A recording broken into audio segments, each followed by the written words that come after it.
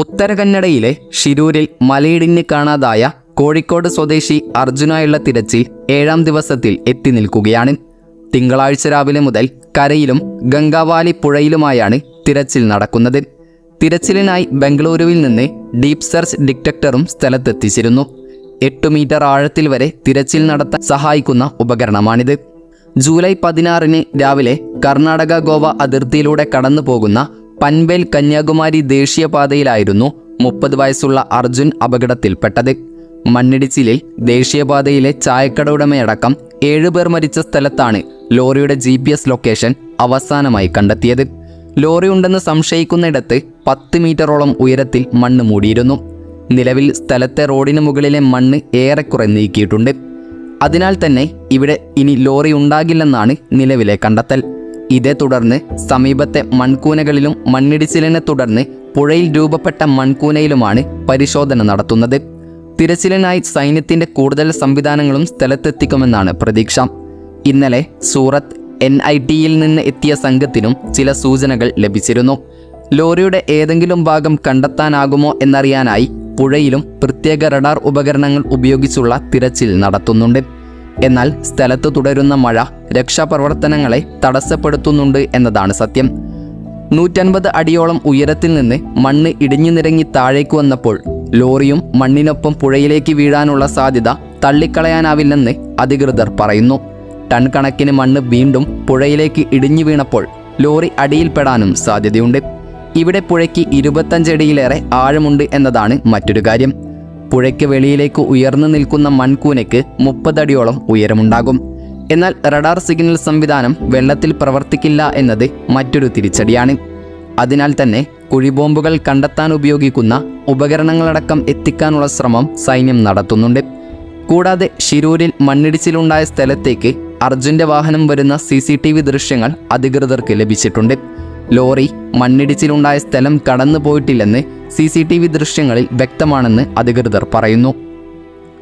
അതിനാൽ തന്നെ വാഹനം പുഴയിലുണ്ടാകുമെന്നാണ് നിഗമനം. അർജുൻ്റെ വാഹനം കരയിലുണ്ടാകാൻ 99% സാധ്യതയില്ലെന്നും വാഹനം പുഴയിലുണ്ടാകാനാണ് സാധ്യതയെന്നും കലക്ടർ തന്നെ വ്യക്തമാക്കിയിരുന്നു. ഇതിനൊക്കെ പുറമെ ഷിരൂരിൽ ഇന്നു മുതൽ വീണ്ടും മഴ കനക്കുമെന്നാണ് കാലാവസ്ഥാ വകുപ്പിൻ്റെ പ്രവചനം. മണ്ണിടിച്ചിലുണ്ടായ ദിവസങ്ങൾക്ക് സമാനമായ മഴ വരും ദിവസങ്ങളിൽ ഉണ്ടാകാൻ സാധ്യതയുണ്ടെന്നും മുന്നറിയിപ്പുണ്ട്. ഇനി എല്ലാവരുടെയും മനസ്സിൽ വരുന്ന മറ്റൊരു ചോദ്യമായിരിക്കും, അർജുൻ ലോറിയുടെ അകത്തുണ്ടെങ്കിൽ അർജുന് അതിജീവിക്കാൻ കഴിയുമോ എന്നുള്ള ചോദ്യം. ലോറിയുടെ ക്യാബിൻ തകർന്നില്ലെങ്കിൽ അർജുൻ ജീവനോടെ തന്നെ തിരിച്ചു വരുമെന്നാണ് ലോറി ഉടമ പറയുന്നത്. അത്യാധുനിക സൗകര്യങ്ങളോട് കൂടിയ ഭാരത് ബെൻസിൻ്റെ 12 വീലുള്ള ലോറിയാണ് അർജുൻ ഓടിച്ചിരുന്നത്. നല്ല സൗകര്യമുള്ളതാണ് ലോറിയുടെ അകം.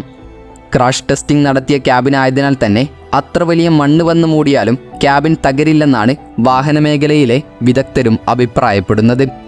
എങ്കിലും മണ്ണും ചെളിയും മൂടിയാൽ സാധാരണ നിലയിൽ വാഹനം ഓണാകില്ല. അതുകൊണ്ട് തന്നെ വാഹനത്തിൻ്റെ AC പ്രവർത്തിക്കാനും സാധിക്കില്ല. പക്ഷേ വാഹനത്തിൽ വെള്ളമുണ്ടെന്നത് മറ്റൊരു പ്രതീക്ഷയാണ്. എന്നിരുന്നാലും ശക്തമായി മണ്ണിടിഞ്ഞപ്പോൾ അതിനൊപ്പം കല്ലുകൾ കൂടി പതിച്ചോ എന്ന ആശങ്കയാണ് സംഘത്തിനുള്ളത്. കൂടാതെ ക്യാബിനിലെ ഓക്സിജന്റെ അളവും നിർണായകമാണ്. അതിനാൽ തന്നെ ലോറിക്ക് സംഭവിച്ചിരിക്കുന്ന കേടുപാടുകളുടെ തീവ്രതയനുസരിച്ച് അർജുൻ ജീവനോടെ ലോറിക്കകത്ത് ഉണ്ടാകാൻ കഴിയുമെന്ന് മാത്രമേ ഇപ്പോൾ പറയാൻ കഴിയുകയുള്ളൂ. കൂടാതെ തിരച്ചിലിനായെത്തിയ ഒരു സംഘം സൈന്യം തിരച്ചിൽ മതിയാക്കി മടങ്ങുന്നു എന്ന വാർത്തയും പുറത്തുവരുന്നുണ്ട്. കര നാവികസേനകളും NDRF അഗ്നിരക്ഷാസേന പോലീസ് തുടങ്ങിയവരും സന്നദ്ധ പ്രവർത്തകരുമാണ് രക്ഷാപ്രവർത്തനത്തിൽ ഇപ്പോൾ പങ്കെടുക്കുന്നത്. കേരളത്തിൽ നിന്നുള്ള പോലീസ്, മോട്ടോർ വാഹന വകുപ്പ്, അഗ്നിരക്ഷാസേന ഉദ്യോഗസ്ഥരും ദൗത്യത്തിലുണ്ട്. നാളെ മുതൽ ഗംഗാവാലി നദിയെ കേന്ദ്രീകരിച്ചാവും തിരച്ചിൽ നടത്തുക. നദിയിലെ മണ്ണ് നീക്കാൻ കൂടുതൽ ഉപകരണങ്ങളും നാളെ എത്തിക്കുമെന്ന് പറയപ്പെടുന്നു. അതിനു മുൻപായി ഒരിടത്ത് കണ്ട സിഗ്നലിലാണ് ഇനി എല്ലാ കണ്ണുകളും.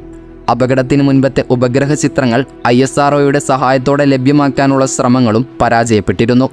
ഇതിനിടയിൽ മണ്ണിടിച്ചിലിൽ ഒഴുകിപ്പോയ LPG ബുള്ളറ്റ് ടാങ്കർ 7 കിലോമീറ്റർ അകലെ നിന്ന് കണ്ടെത്തിയിരുന്നു. ഒടുവിൽ സിഗ്നൽ കണ്ട ഭാഗത്തും ലോറിയില്ലെങ്കിൽ തിരച്ചിൽ പുഴയിലേക്ക് തന്നെ നീളും.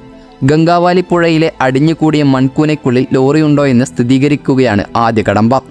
ഏതായാലും മലയോട് ചേർത്ത് നിർത്തിയിട്ടിരുന്ന 25 ടണ്ണിലേറെ ഭാരമുള്ള അർജുൻ്റെ ലോറി റോഡിന് മറുവശത്തെ പുഴയിൽ പതിക്കുകയാണെങ്കിൽ ചിതറിത്തെറിച്ച ഒരു തടിക്കഷ്ണമെങ്കിലും കണ്ടെത്തേണ്ടതല്ലേ എന്ന ചോദ്യം അവശേഷിക്കുകയാണ്.